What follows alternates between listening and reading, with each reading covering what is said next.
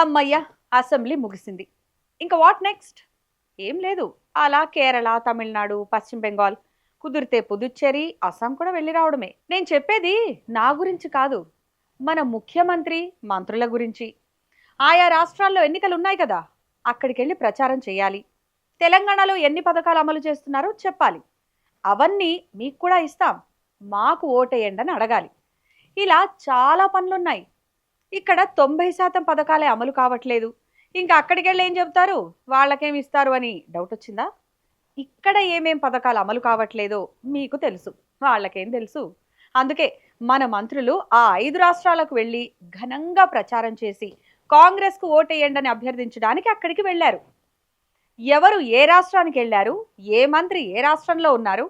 ముఖ్యమంత్రి ఎక్కడికి వెళ్లారు? ఇప్పుడు చూద్దాం. అసెంబ్లీ బడ్జెట్ సమావేశాలు ముగియడమే లేటు. రాష్ట్ర ముఖ్యమంత్రి, మంత్రులు, పలువురు ఎమ్మెల్యేలు రాష్ట్రాల బాట పట్టారు. అంటే అందరూ ఒకే రాష్ట్రం కాదు కానీ ఒక్కొక్క టీం ఒక్కో రాష్ట్రానికి బయలుదేరింది. సూట్ కేసులు, బ్యాగ్లు సర్దుకొని మినిమం ఒక 3 రోజుల నుంచి వారం ఉండేలా పక్కా ప్లాన్తో 5 రాష్ట్రాలకు బయలుదేరారు. 5 రాష్ట్రాల్లో జరగనున్న అసెంబ్లీ ఎన్నికలను అత్యంత ప్రతిష్టాత్మకంగా తీసుకుంది ఏఐసిసి. సొంతంగా లేదా మిత్రపక్షాలతో కలిసి అధికారంలో ఉన్న రాష్ట్రాల్లో అధికారాన్ని నిలబెట్టుకోవాలి. అధికారంలో లేని రాష్ట్రంలో అధికారం సాధించాలి.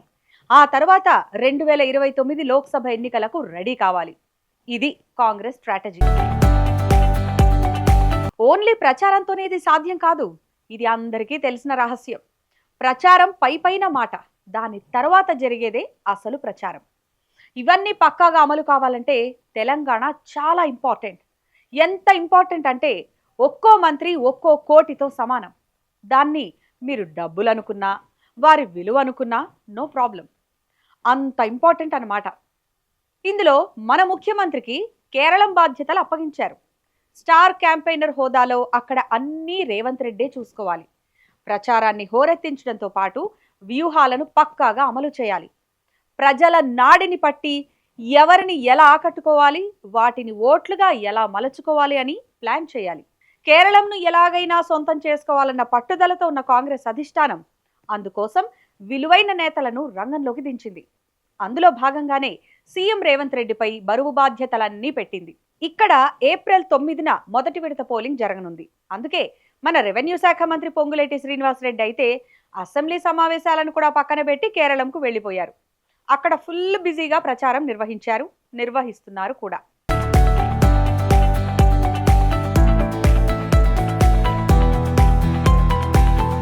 ఇక సోమవారం రాత్రి బడ్జెట్ సమావేశాలు నిరవధికంగా వాయిదా పడటంతోనే మిగతా నేతలు కూడా కేరళం, పుదుచ్చేరికి వెళ్లిపోయారు. నిజానికి 5 రాష్ట్రాల్లో ఎన్నికలు జరుగుతున్నా తెలంగాణ నేతలు మాత్రం కేరళ మీదనే ఎక్కువగా దృష్టి పెట్టారు. ఏఐసిసి జాతీయ ప్రధాన కార్యదర్శి కేసీ వేణుగోపాల్ను ముఖ్యమంత్రి అభ్యర్థిగా కాంగ్రెస్ పార్టీ రంగంలోకి దించింది. దీంతో అక్కడ జరుగుతున్న అసెంబ్లీ ఎన్నికల ప్రచారం, వ్యవహారం అంతా తెలంగాణ సీఎం కనుసన్నల్లోనే జరుగుతున్నట్లు సమాచారం. పోలింగ్కు ఇంకో 9 రోజులే ఉండడంతో తెలంగాణకు చెందిన 60% మంది మంత్రులు కేరళంపైనే దృష్టి పెట్టినట్టు తెలుస్తోంది. ఈశాన్య రాష్ట్రం అస్సాంతో పాటు కేంద్రపాలిత ప్రాంతం పుదుచ్చేరిపై కాంగ్రెస్ గట్టిగానే కాన్సన్ట్రేట్ చేసింది. అక్కడ ప్రధానంగా ఎన్డీఏ, కాంగ్రెస్ నేతృత్వంలోని కూటముల మధ్య గట్టి పోటీ ఉండడంతో ఎలాగైనా ఆయా రాష్ట్రాలను చేజెక్కించుకోవాలని పట్టుదలగా ఉన్న కాంగ్రెస్ అక్కడ డిప్యూటీ సీఎం భట్టి విక్రమార్కను రంగంలోకి దించింది. అభివృద్ధి, స్థానికత, సంక్షేమ పథకాలే ఎజెండాగా పార్టీలు ప్రచారాన్ని హోరెత్తిస్తున్నాయి. తెలంగాణ డిప్యూటీ సీఎం మల్లు భట్టి విక్రమార్కతో పాటు పొన్నం ప్రభాకర్ను ఈశాన్య రాష్ట్రాల స్టార్ క్యాంపెయినర్ గా నియమించింది కాంగ్రెస్ అధిష్టానం. అయితే ఫస్ట్ కేరళంను చూసుకొని అక్కడి నుంచి పుదుచ్చేరి వెళ్లి ఎన్నికల ప్రచారంలో పాల్గొంటారంట భట్టి విక్రమార్క. కాంగ్రెస్ కు తమిళనాడు కూడా కీలకమే. అక్కడ అధికారంలో ఉన్నది కాంగ్రెస్ మిత్రపక్షం డిఎంకే. లోక్సభ ఎన్నికలకు కూడా ఆ రాష్ట్రం చాలా ఇంపార్టెంట్. అందుకే తమిళనాడు బాధ్యతలను మంత్రి ఉత్తమ్ కుమార్ రెడ్డికి అప్పగించింది కాంగ్రెస్ పార్టీ. అభ్యర్థుల ఎంపిక, టికెట్ల ఖరారు వంటి కీలక బాధ్యతలు ఉత్తమ్ కుమార్ రెడ్డి చూసుకుంటారని ఏఐసిసి ప్రతినిధులు వెల్లడించారు. దక్షిణాది రాష్ట్రమైన తమిళనాడులో ఈసారి రాజకీయ సమీకరణాలు చాలా ఆసక్తికరంగా ఉన్నాయి. ప్రముఖ సినీ నటుడు విజయ్ పొలిటికల్ ఎంట్రీ ఇవ్వడంతో సమీకరణాల్లో మార్పు వచ్చింది.